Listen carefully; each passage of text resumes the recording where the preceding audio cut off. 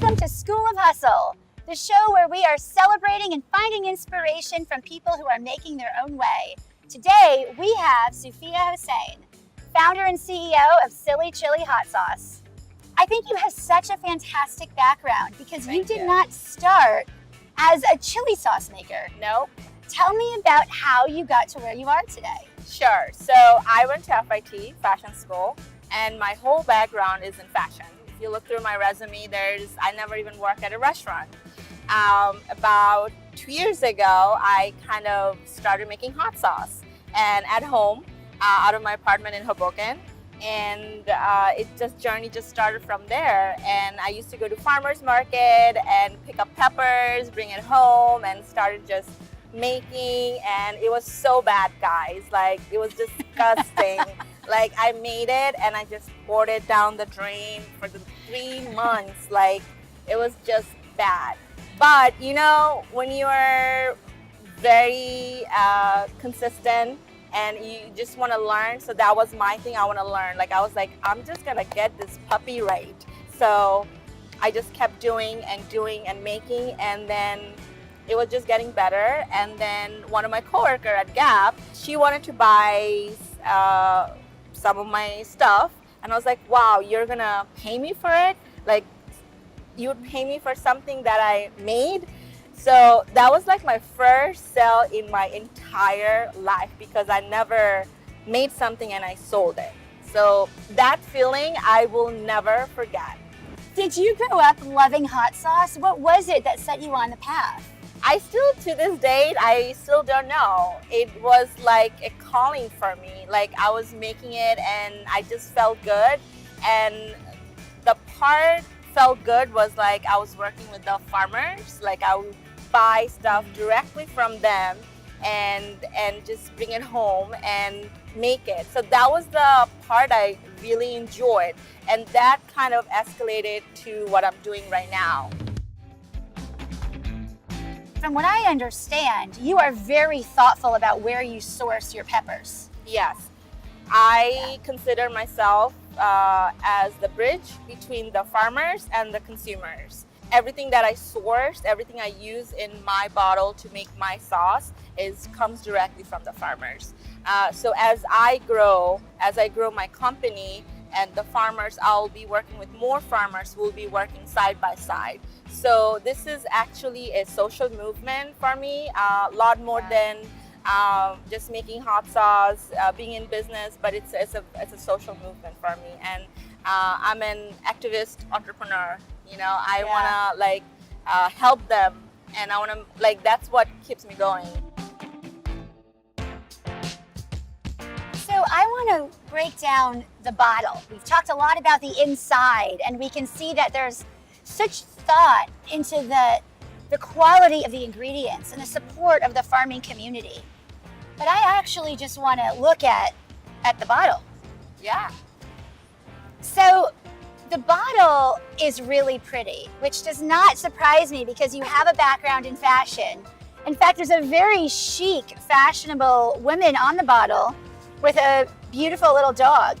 Tell me about where this design came from. I love this. So it's basically, that's my dog, Mushroom, right here. She's a Chihuahua, and that's like a little bit taller and skinnier version of me that I picture myself. I know it's very unusual logo for a hot sauce company, because most of the hot sauce companies out there has like a skull, a little bit scary photos, and those things scares me. I'm very soft inside. Like, I know I like spicy food, I'm making hot sauce, but you know, I'm soft. What advice would you have for people who are trying to start out? It can be so scary and it can be so daunting to start a business, and you're dumping hot sauce down the sink and making a recipe, but you're making a joke and you're laughing. What advice do you have for those people who just don't have that same positivity that you do? Just, you said, positive mindset. Okay. If you're out there trying to build something or make your idea come true, you just have to keep at it. right? So it's an unknown path. Like 2 years ago, I left my job to pursue something that I have no background in. What it was, it's like my gut feeling that I want to do this. I want to pursue this. Like that's my mission, that's my calling. And I think for everyone out there, you have to find that before you invest a lot in it. Can you tell me about that value that you find in your hot sauce every day? Sure, I felt that I lost kind of my purpose. Like it wasn't, whatever I was doing, there wasn't any fulfillment there. You know, at that time, I didn't know what it was. You know, I was like, maybe just normal to feel this way. But when I kind of started making hot sauce, working with the farmers, as I like diving into it, and it felt like, wow, I used to listen to their stories, and they get paid like so little for the amount of hours they put in. Listening to them and working with them, and it felt like I'm actually doing something. I felt there's like a fulfillment inside, like, you know, there's like the purpose of it. Now I feel like I have my purpose. I found my purpose. I found my calling, and it feels good. It feels good to know that. Who do you most look up to as a symbol of success? My aunt, we're not even blood related. She's a wife of my uncle, and she does so much. Like growing up, I watched her doing so much for the community selflessly, and one thing she would always say that, you know, look for peace. You look for that peace, you know, like internal peace. I didn't know what she meant. I was like, peace. I just want a designer wear bag, designer wear shoes, like party it up, you know, like all the vacation, like. But as I'm growing older, success to me is like, it's like I'm looking at it and I was like, wow, like when I wake up peacefully, now that I wake up very peacefully, that I have a purpose, like that's success. I love what you just said about finding that peace within. But I also know that you have a killer product, and you are going to hit that 1 million customer. Yes. And I'm curious, when you pace toward that, what do you do to stay on top of trends? What makes you excited in your space? What are you doing to get to that million customer? I have to hit that million customer, because only that way I can make an impact. You know, right now the millennials, they love eating healthy food. Yeah. People are more conscious about what they're putting into their body. I agree with you. I'm not a millennial, but I am thinking about what ingredients are on the package all the time. Yes, that excites me a lot. Like finally people are paying attention to what they're putting into their body. It's not only me. It's there are a bunch of food entrepreneurs out there trying to bring in healthy food, natural food. It's back to basic. How many ingredients are in your product on average? I would say I use real pepper. I don't even use frozen pepper. Pepper, organic apple cider vinegar, sea salt, oil. It's like 4 to 5. Yeah. 4 to 5, yeah. And garlic, onion, actually like 6. Yeah. Okay. Yeah. That's fantastic. And how do you think about developing new products? Because I understand that you have a very new, very hot habanero sauce. Yes. I'm going to try it. What went in? I dare you. Innovating. I mean, the bottle alone is a lot smaller, so we know that something's spicy in here. Yeah. But tell me about when you come up with a new product, what is it that you think of to stay ahead of the trend and to ensure that you're innovating enough? So my first mission is to make it flavorful, not only healthy. Of course, use all fresh ingredients and like make it flavorful for people to actually enjoy. That's how I get all my returning customers, because they miss that flavor. So, taste matters. Yes. It does. Yes. So guys, she's trying the super duper hot Silly Chilly hot sauce, which is habanero, is the hottest one I have in my collection. All right. Be careful. You ready? You're in white. Be really careful. Yeah. Someone get her milk. So do I just lick it, or should I like just a tiny? Well, do I want this whole thing? you're supposed to eat it with food, but yeah, go ahead. I could get a chip brought in. She just kind of. She's doing it. Oh, it's hot.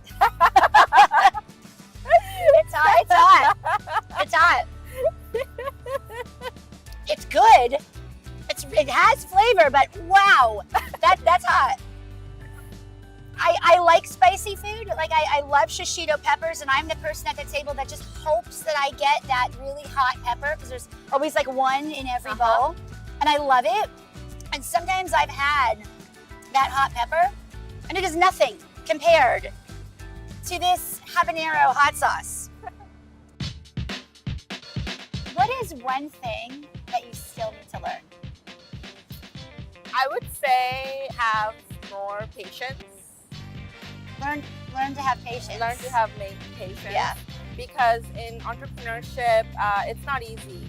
If we're pitching to 100 stores, we get probably rejected by 80, or some people don't even reply. So it's very hard to like constantly like trying and then get those no's. And I'm getting my thick skin now, but I feel like I still need to work on it.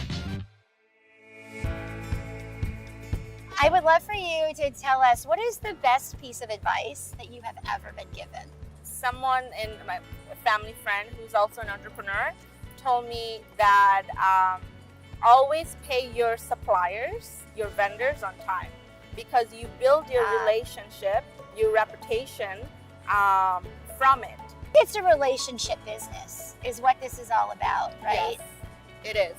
It is. And you're relying on farmers and people with the bottles and the labels. And you all are working together in concert to make really like this dream exist. Right, right? Exactly. Thank you so much for that conversation. I want to now get personal and learn as much as I can about you in 60 seconds. Okay. So we're going to play a game called Hustle Time. Ooh, okay. And I need help. Jonathan, will you please bring in the cards? Now, Sufia, we're gonna mix the cards. I want you to feel really good about the cards. Okay. And give you an opportunity to do any mixing or cutting that you might like before we set the timer. Ooh, I'm nervous, guys. Okay. Okay. There you go. Okay. So, how this is gonna work is we are gonna see how many questions you can answer in 60 seconds. Okay. So if you want to think about your perfect answer, it's going to cost you time. Okay. I would say to do the first thing that comes to mind. Okay. And get through as many as you can, okay? You got it. So, do we have a timer? Timer? Okay. Go. Binge watch or watch weekly? Watch weekly. Football, NFL or soccer? NFL. First place you'll visit when you retire? New York. Top quality you look for in an employee? Enough sleep. Surf's up or cocktails poolside? Surfside. Coffee or tea? Coffee. Best place you've traveled?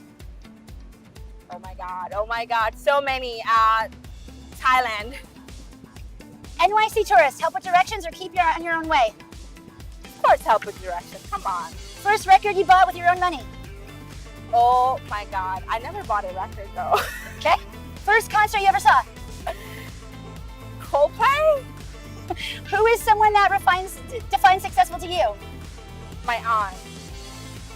Favorite NYC tourist attraction? Done. Done, but what is it? What is it though? My face. I'm just kidding. Okay, truth. 1, 2, 3, 4, 5, 6, 7, 8, 9, 10, 11. Woo!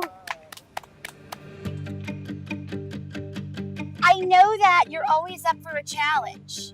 And Yeah. so before we head out today, I want you to give some advice to a new employee at GoDaddy.